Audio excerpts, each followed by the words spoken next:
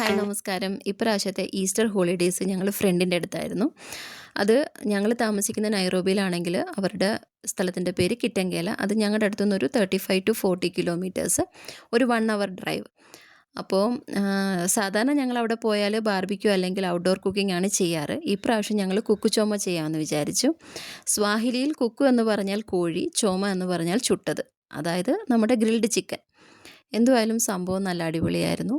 എനിക്കൊരുപാട് ഇഷ്ടപ്പെട്ടു. Thank you.